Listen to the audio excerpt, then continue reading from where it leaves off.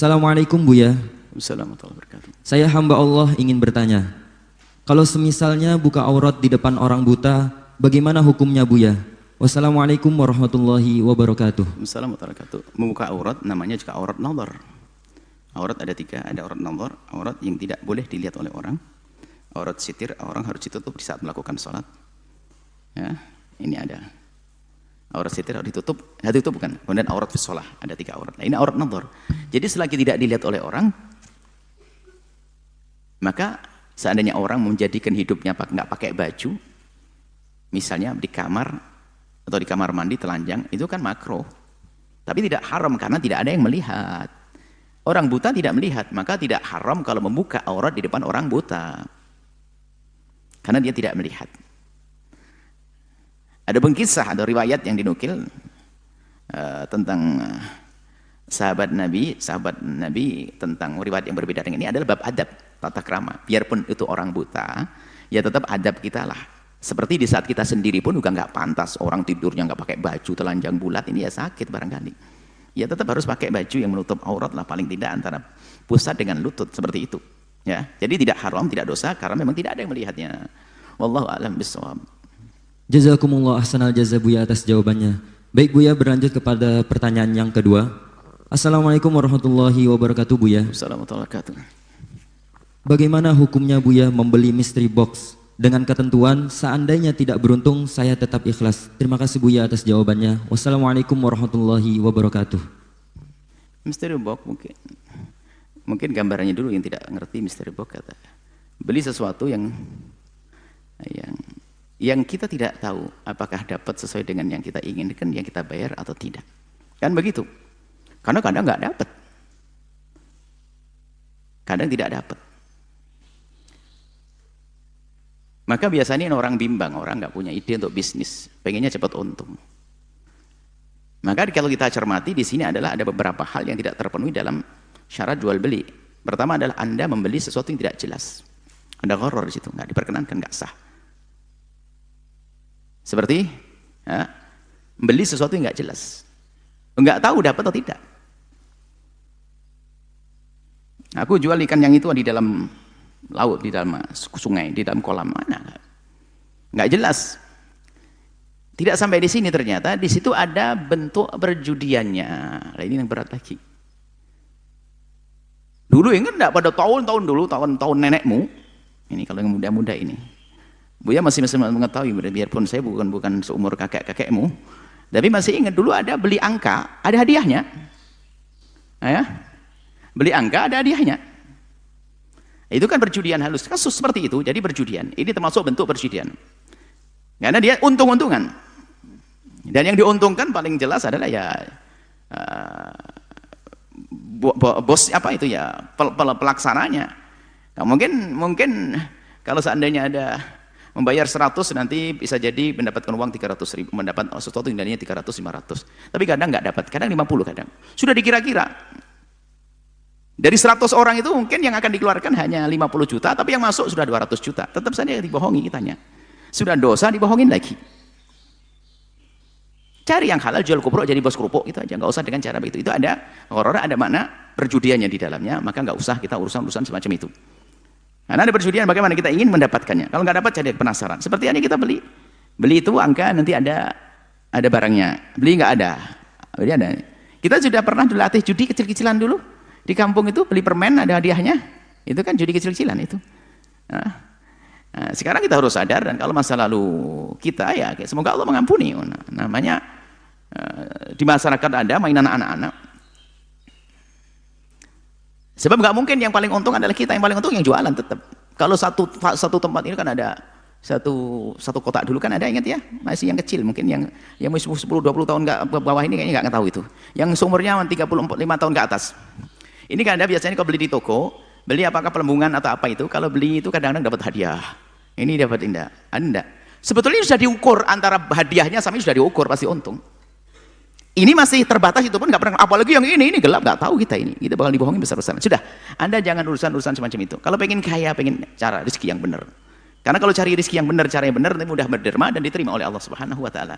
Jadi itu nggak diperkenankan. Nggak usah Anda urusan semacam itu. Apalagi Anda seorang yang beriman kepada Allah dan Rasulnya.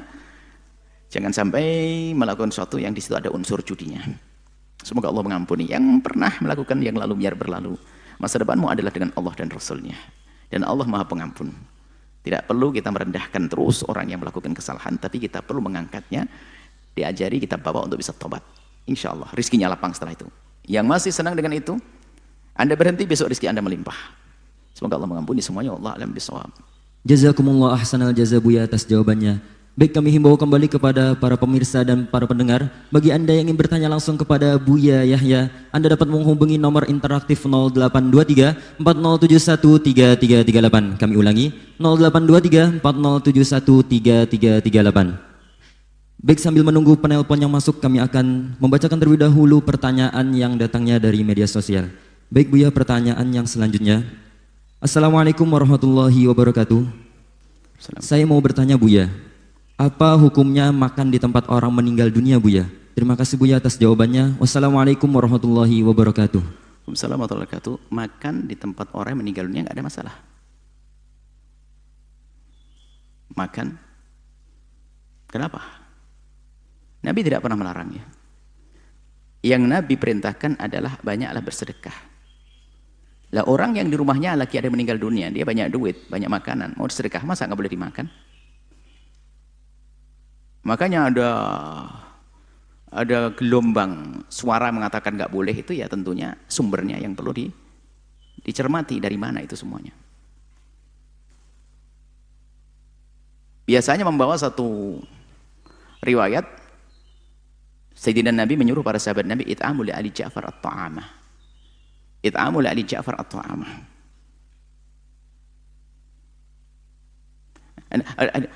At'imu li ali Ja'far at-ta'amah. Maksudnya dalam maknanya at'imu kama qala Nabi sallallahu alaihi wasallam. Isna'u li ali Ja'far at-ta'amah. Isna'u li ali Ja'far at-ta'amah. Buatlah makanan kalian kepada keluarganya Ja'far at-Tayyar. Itu kan Nabi memerintahkan sahabat untuk membuat makanan untuk keluarga yang meninggal. Karena memang kebetulan keluarganya Sayyidina Ja'far sangat fakir. Di sini tidak ada larangan untuk membuat makanan bagi keluarga mayit. Kenapa jadi berubah? Membuat makanan tidak boleh. Dan kadang bukan membuat makanan karena makanan sudah ada. Coba kalau dilarang kan kacau. Misalnya apa? Semua menjalankan perintah Isna'u li ali Ja'far ta'ama. Ali Ja'far anaknya cuma 5 misalnya. Semua tetangga buatkan makanan di situ. Mau diapain makanannya? Nggak boleh dibagi lagi pada tetangga untuk dimakan? Ya, aneh.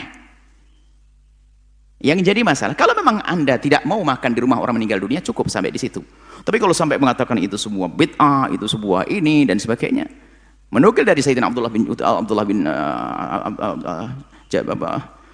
Jarir bin Abdullah dan sebagainya, ini adalah masalah-masalah yang ulama sudah gamblang dalam menjelaskannya. Jadi nggak apa-apa makan. Yang nggak benar adalah orang yang keluarganya ada yang meninggal dunia memaksain nggak punya, yang berutang di rumah sakit belum dibayar harus nyembelih kerbau. Itu yang nggak dibenarkan, memaksakan semacam itu. Kalau di rumahnya ada makanan, kenapa tidak? Kan sedekah untuk orang tua yang telah meninggal dunia hal yang baik.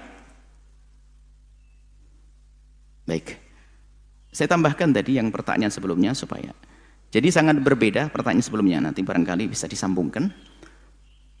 Kalau ada orang belanja kemudian bakal diberi hadiah, dikasih kupon, itu beda dengan tadi. Mohon maaf, kalau misalnya Anda belanja ke toko kami, jadi dikasih nomornya, nomor itu nanti akan diundi, lalu yang mendapatkan undian ini dapat hadiah. Ini bukan perjudian. Karena apa? Saya itu hanya ingin hadiah hanya satu motor saja, bingung saya baginya gimana. Maka di antara pelanggan saya ini akan saya kasih hadiah motor, cuman yang mendapatkan motor yang diundi. Undian untuk hadiah begini, ini benar, bukan kayak tadi, mohon maaf. Ya, ini sangat berbeda dengan ini, supaya tidak salah dipikir nanti semua undian jadi nggak boleh, nggak. Semua undian nggak boleh, bukan. Jadi kalau ini boleh, karena saya sebenarnya ingin membagi motor. Siapa yang berhak mendapatkan hadiah motor? Aduh, nggak ada ini, saya bingung. Sudah, nomornya semua pembeli minggu ini dicatat data, nanti akan diundi siapa yang dapat itu. Nah, maka ini bukan berjudi kalau yang demikian ini. Karena waktu beli dia normal, beli beras 1 kilo harganya 10.000, 10.000. Bukan jelas barangnya, tapi yang apa tadi? Yang apa tadi? Mystery box itu kan nggak jelas beli apa ini. Kalau ini masih beli, saya beli beras 10 kilo, dapat kupon 1, nanti diundi. Ini beda, berasnya jelas, undiannya atau plus dapat hadiah. Kalau mystery box tidak. Tolong bedakan antara misalnya ini. Barangkali bisa disambungkan ini Tadi ada ketinggalan supaya tidak dianggap sama, nanti bagi yang ngedit disambungkan.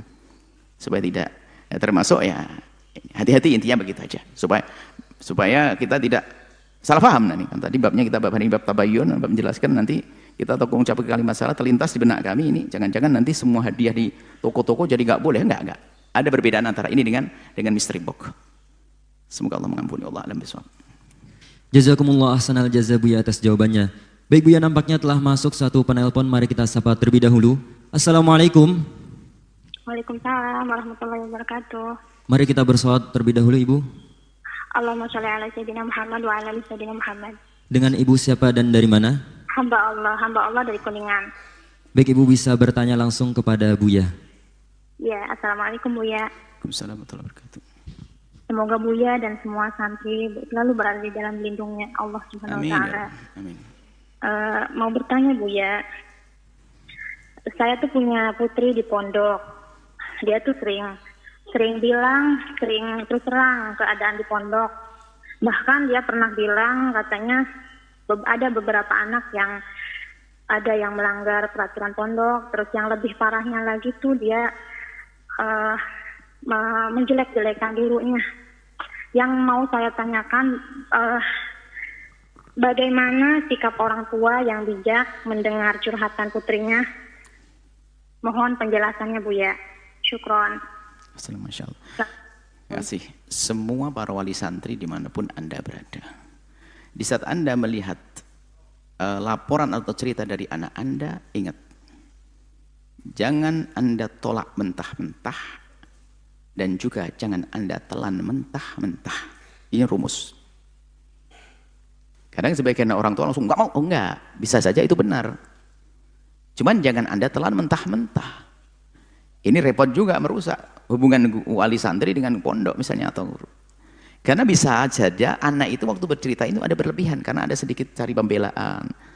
Pengen ngerayu, pengen dimanja orang tua sehingga cerita di pondok gini. Padahal juga nggak separah-parah itu sih, kan begitu. Lalu terima marah, jadi pondok gimana sih ini? Padahal cerita anaknya itu ceritanya orang ngalem. Namanya anak ngalem tuh, hidupin sedikit sakit. Padahal juga enggak, sudah hilang sakitnya, sudah sakit. Itu biasa namanya anak. Tapi jangan seperti orang tua, enggak, sama denger. Oh enggak bisa begitu, denger. Anda bijak kalau betul omongannya, wah ini kayaknya harus saya diskusikan dengan gurunya. Anda simpan, Anda catat. Baru Anda datang ke pondok, dapat pahala Anda sebagai seorang wali santri, diskusikan ke pondok santri, anak Anda. Ada cerita begini bagaimana. Dan dari guru pun di situ harus tidak mentang-mentang omongan wali santri langsung ditolak begitu. Jadi ditampung juga. Ini kan babnya husnudzon, tampung. Di saat ditampung jangan wali santri langsung marah. Ah, omongan saya nggak didengar. Oh, lu masih dibahas. Didiskusikan, masa langsung diselesaikan. Kan pihak sekolah, pihak pondok anak Anda kan di saat mendengar laporan dari Anda kan perlu proses, perlu waktu dicek benernya tidak dan sebagainya gitu. Jadi yang penting gini loh, Anda tampung omongan anak Anda, jangan ditolak mentah-mentah dan jangan ditelan mentah-mentah. Anda seleksi mana sekiranya yang harus Anda diskusikan dengan pihak sekolah. Berarti Anda ikut sumbangsih dong, punya sumbangsih membantu kemajuan pondok. Itu istimewa bagi Anda. Dan Anda mendapatkan kabar gembira, anak Anda bakal cepat sukses. Kan janji dari Rasulullah.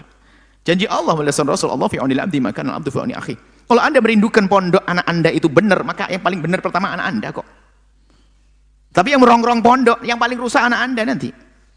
Maka yang paling mendukung ya Pak, karena janji kalau Anda mendukung pondok agar semakin bagus, maka ketahuilah anak Anda dulu yang diberi oleh Allah kebaikan.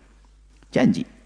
Seperti itu ya. Semoga Allah mudahkan putra Anda untuk menggapai kesuksesan dan Anda menjadi orang yang ikut berjuang di pondok tersebut. Apakah berjuang dengan ide-ide cemerlang Anda atau harta Anda atau tenaga Anda atau pikiran Anda atau panjatan-panjatan doa. Allah alam bisawab. Jazakumullah ahsanal jaza Buya atas jawabannya. Baik Buya, nampaknya telah masuk kembali satu penelpon. Mari kita sapa terlebih dahulu. Assalamualaikum. Waalaikumsalam. Mari kita bersalawat terlebih dahulu Bapak. Allahumma shalli ala sayyidina Muhammad wa ala ali sayyidina Muhammad. Dengan Bapak siapa dan dari mana? Dengan hamba Allah di Cirebon. Baik, Bapak bisa langsung bertanya kepada Buya. Assalamualaikum warahmatullahi Buya. Assalamualaikum. Alhamdulillah bisa tersambung lagi dengan Buya. Buya izin bertanya. Dari mana ini? Dari Cirebon? Dari Cirebon. Buya izin bertanya, di desa saya itu ada tanah wakaf yang ingin dijual oleh pemiliknya. Pemiliknya masih hidup, dia pengen dijual karena ternyata wakaf yang selama ini diberikan itu kurang bermanfaat gitu Bu ya. Kurang bermanfaat karena sudah ada bangunannya sih, bangunan sekolah gitu, bangunan sedikit kelas-kelas, tapi ternyata sampai 6 tahun, berapa tahun itu tidak banyak santrinya, tidak banyak muridnya gitu, sehingga si yang wakaf itu berniat untuk menjual tanahnya. Nah, kemudian uang penjual itu nanti sebagian dia niatkan untuk pembangunan pondok pesantren, pembangunan musola, pembangunan majelis ilmu gitu Bu ya. Nah, itu hukumnya gimana Bu ya, kalau misalnya tanah yang demikian itu apakah boleh, dan hukumnya menerima sumbangan dari hasil penjualan tanah wakaf itu gimana? Soalnya ada beberapa yang nolak karena ini tanah wakafnya udah diwakafin, nggak boleh kita terima uangnya karena uangnya haram gitu kan, nggak boleh, nanti nggak berkah dan sebagainya.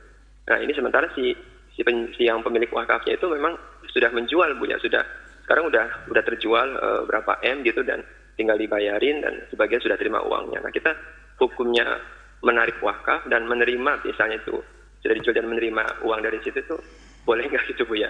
Kita soalnya ini agak khawatir juga gitu, barangkali apakah haram, apakah boleh gitu Bu ya. Baik, Masya Allah. Cukup? Bismillah. Ya, cukup kita aja Bu ya. Masya Allah. Wakaf itu adalah habsu mal, atau menjadikan apa yang selama ini kita miliki menjadi diserahkan kepada Allah di jalan Allah sesuai dengan syarat yang diinginkannya, misalnya untuk masjid, untuk pondok, untuk apa, atau untuk kuburan. Dan setelah itu tidak bisa dijual. Jumhur ulama mengatakan tidak boleh dijual wakaf. Kalau tadi wakafnya untuk pondok, untuk apa dan sebagainya, nggak bisa dijual. Di sana ada pendapat lemah sekali memperkenankan dijual dengan beberapa catatan. Di antaranya adalah tempat itu tempat yang sudah dijauhi oleh orang, nggak bakal kepakai, jadi semacam hutan, nggak bakal berguna sama sekali. Dan itu pun diketahui dari pihak yang berwajib mengerti bahwasanya tempat itu memang tidak akan bakal jadi tempat ramai. Ini di antaranya. Tapi secara umum nggak bisa. Apalagi masih ada lingkungan banyak penduduknya dan sebagainya. Ini nggak bisa. Tanah wakaf tidak boleh jual. Hati-hati, jangan main jual tanah wakaf. Cuman permasalahannya bagaimana wakaf kok masih bisa dijual? Bukankah wakaf sudah diserahkan? Dan kami ingatkan kepada semua para ustadz, para kiai yang punya pondok pesantren, selagi itu adalah bangunan wakaf, harus Anda tumpangkan di tanah wakaf. Jangan sampai menerima sumbangan dari orang, sumbangan untuk bangunan pondok pesantren, Anda tanamkan, Anda tancapkan di tanah yang belum tanah wakaf. Semoga Anda panjang umur. Giliran Anda meninggal dunia, tanahnya akan diwaris oleh anak-anak Anda. Bangunannya yang itu adalah pemberian dari orang untuk pondok. Ayo, dosa. Maka hendaknya jangan ditancapkan bangunan kecuali tanah wakaf. Jangan ditancapkan pemberian dari orang yang untuk pondok itu kecuali di tanah wakaf. Kalau tidak bertanggung jawab nanti. Ganti dia. Baik. Ini ada waspada. Kemudian tidak boleh dijual. Kemudian kalau masalah tidak ramai, tidak makmur, itu bukan tempatnya yang dipindah. Bisa jadi orang yang perlu diganti. Karena mungkin dia tidak punya kelihayan di dalam mengembangkan tempat tersebut. Bisa saja manajemennya dirubah. Atau kita serahkan kepada orang seperti selama ini kita lihat beberapa tanah sudah wakaf. Dialihkan nadirnya. Sehingga menjadi makmur, dan kita menyaksikan banyak. Dan kita lihat, kita ini nyata, ini memang selama itu wakafnya tidak jalan dan sudah hampir rusak bangunannya, lalu dialihkan, bukan dijual, dialihkan. Bahkan termasuk Al-Bahjah sendiri banyak adalah tanah-tanah wakaf sudah terbengkalai, nggak ada ininya, langsung dicoba dikelola kembali. Artinya apa? Pengelolanya yang perlu dirubah. Mungkin pengelola adalah belum punya pengalaman dalam hal ini, atau memang nasibnya tidak mujur untuk bisa sukses di situ, diganti yang lainnya, bisa saja begitu. Kalau dijual nggak bisa. Aslinya tidak bisa dijual tanah wakaf itu. Bagaimana bisa dijual? Berarti belum beres urusan pewakafannya. Maka kami himbau kepada yang punya pondok pesantren, beresin dulu urusan tanah pewakafannya ini, supaya tidak jadi masalah di kedepan hari. Jadi rebutan oleh anak-anaknya. Ada sebuah pondok dijual oleh anaknya. Pondok dijual miliaran. Baik, kemudian, lah ini sudah terlanjur dijual, ini bagaimana? Ya dikembalikan kalau bisa. Uang kan masih ada. Bilang kepada yang membeli dibatalkan karena apa? Ini wakaf. Nggak bisa dia nggak ngerti agama, nggak bisa. Apalagi sudah dibangun sama mereka ini. Ya sudah, ini babnya beda. Sudah telanjur begitu gimana? Nggak bisa dikembalikan, ya sudah. Duitnya ya diarahkan kepada wakaf yang serupa. Ini babnya darurat, bukan dibikin bancaan lalu dibagi-bagi, enggak. Diarahkan pada yang serupa. Ya sudah, untuk bangunan pondok dan sebagainya. Baru itu akhir. Karena sudah nggak bisa dikembalikan lagi, sudah terlanjur keluar. Tapi kami himbau kepada semuanya jangan main jual wakaf, nggak bisa. Dan hati-hati kalau tidak wakaf tanah, kan ada kejadian di kota kita, kan ada masjid dijual kan? Masjid dijual karena apa? Memang belum diberesi urusan wakafnya ini. Jangan disalahkan yang menjual dong. Yang menyalahkan yang ngurusi dulu, gimana kalau sudah diberesi wakafnya.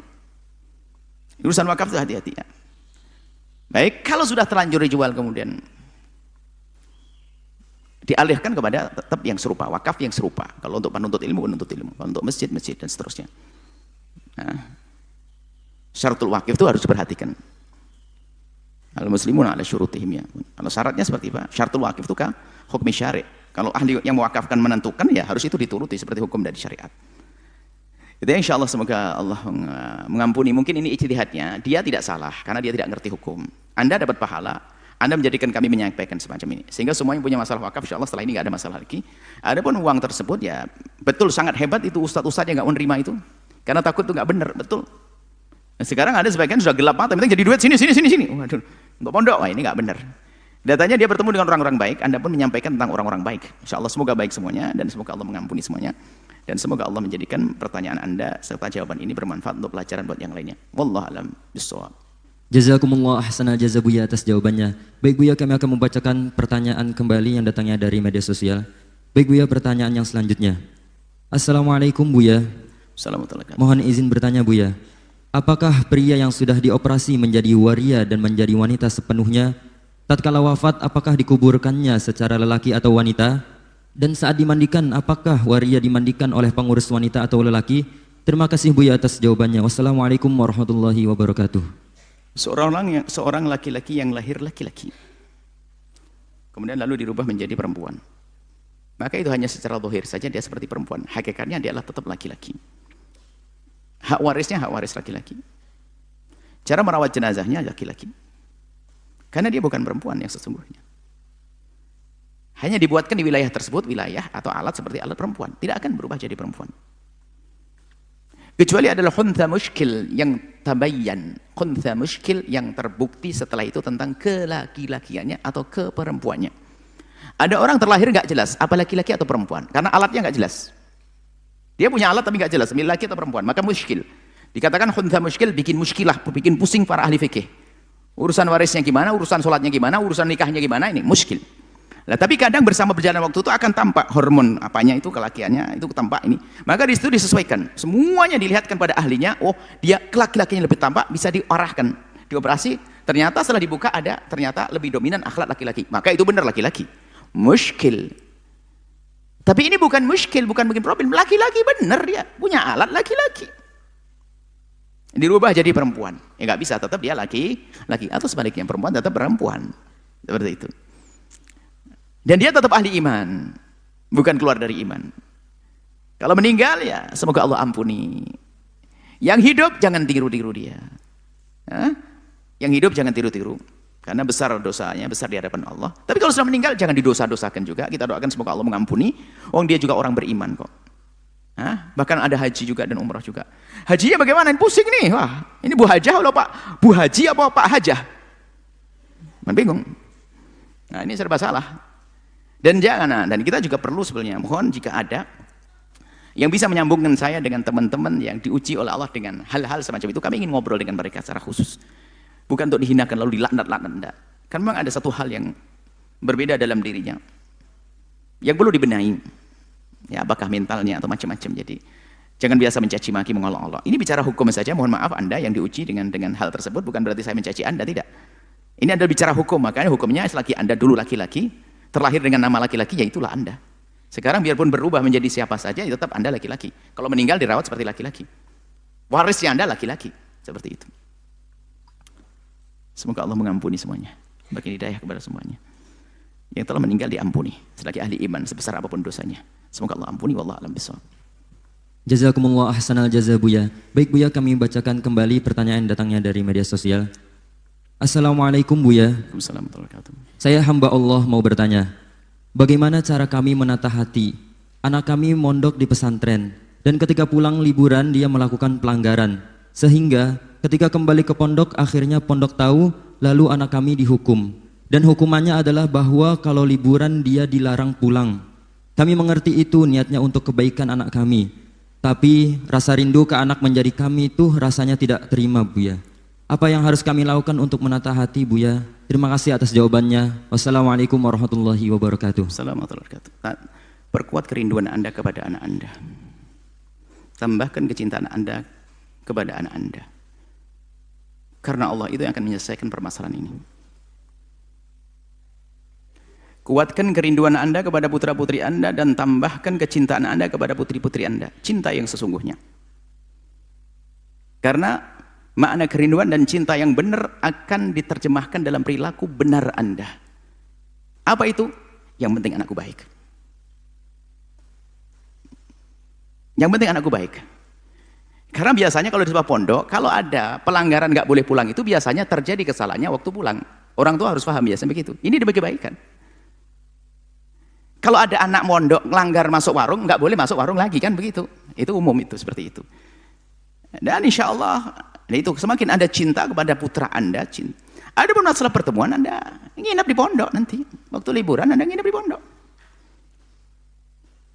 Ada buat mie spesial pondok Al-Bahjah, buatin mie. Kalau anak Al-Bahjah ya, kalau luar Al-Bahjah nanti buatin nanti. Kita bikin masak-masak bakar ayam di samping itu enak banget sudah. Anda mungkin yang tidak pernah merasakan bakar-bakar dengan kami, ya bakar-bakar. Dengan catatan Anda tidak marah kan begitu. Wahai para wali santri, ini bagi kebaikan putra-putri Anda. Kalau memang itu ada, kalau memang komitmen hukumannya adalah untuk tidak pulang, berarti itu yang terbaik. Karena memang sudah diperkirakan apa. Dan insya Allah, sebab hukuman itu dalam segala tatanan, itu adalah untuk menghapus. Kalau itu dianggap dosa akan hilang dengan hukuman. Di samping ada istighfar seperti itu. Insya Allah harus tambah rindu ya. Orang-orang tambah rindu, tambah cinta, tambah sayang kepada anak. Lalu kesimpulan rindu dan sayang serta cinta Anda menjadikan Anda berkata, yang penting engkau sukses dunia akhirat, wahai anakku. Oke, selesai. Allah alam bisawab. Jazakumullah ahsanal jaza Buya atas jawabannya. Baik Buya, pertanyaan yang selanjutnya dan pertanyaan yang terakhir. Assalamualaikum Buya. Semoga Allah senantiasa limpahkan rahmat, kesehatan dan kebahagiaan untuk Buya sekeluarga. Ilmu dari kajian-kajian Buya sangat bermanfaat sekali bagi kami yang masih sangat awam dalam hal agama. Semoga nanti di akhirat kami juga Buya akui sebagai murid Buya. Baik Buya, saya mau bertanya Buya. Bagaimana bila kita berjualan di depan sekolah SD atau MI karena rata-rata pembeli adalah anak-anak yang belum balik? Apakah jual beli kami selama ini tidak sah Buya? Apa nanti di akhirat hal ini akan menjerat kami sewaktu hisab? Mohon pencerahannya Buya. Terima kasih. Wassalamualaikum warahmatullahi wabarakatuh. Assalamualaikum warahmatullahi wabarakatuh. Anda mendengar hukum ini dari Ustadz dan itu benar. Yang mengatakan anak kecil yang belum balik tidak sah jual belinya itu benar. Karena Ustadz di kiri kanan kita adalah madhabnya madhab Syafi'i. Jangan disalahkan. Kami tidak ingin lalu kami menyampaikan sesuatu berbeda dengan Buya ini. Nah, Anda merendahkan Ustadz itu. Ustadz itu benar. Waktu mengatakan jual beli Anda tidak sah, Ustadz itu benar. Cuman sekarang kami solusi, selain madhab Imam Syafi'i mengatakan, anak asalkan sudah tamyiz. Tamyiz itu adalah bisa membedakan antara api dengan roti, bisa istinja sendiri, bisa makan sendiri. Itu anak ya, umur 7 tahun. Ya masuk SD lah. Maka sudah tamyiz selain madhab Imam Syafi'i, khususnya madhab Imam Malik dan ya. Diperkenankan jual beli. Sah. Atas izin orang tuanya. Asalkan orang tuanya ngasih duit berarti kan izini gitu. Sudah jadi, supaya tidak jadi khilaf di kampung, kalau Anda mendengar Ustadz di kampung Anda, itu benar, nggak salah dia. Dia belajar, dia mondok lama kok. Cuman kami beri solusi adalah, selain madhab Imam Syafi'i, bahkan Imam Ghazali sendiri, Imam Nawawi pun dalam hal ini ada beberapa. Sampai mengatakan kalau dalam madhab Syafi'i juga, kalau se'un yasir, hal yang kecil-kecilan, muhaqqarat, ya kayak cendol, itu kan bukan mobil, rumah 5 miliar, bukan itu. Ya boleh-boleh anak kecil. Jadi mudah ya. Mohon maksud kami adalah jangan ada khilaf ya, kami mengatakan boleh langsung, kata Buya boleh. Lah ini Anda ngadu domba ini. Ustadz itu benar dengan pemahaman fikihnya dan tidak salah dia, 100% benar madhab Imam Syafi'i yang dikukuhkan. Cuman kami beri solusi kepada Anda biar Anda tidak gelisah.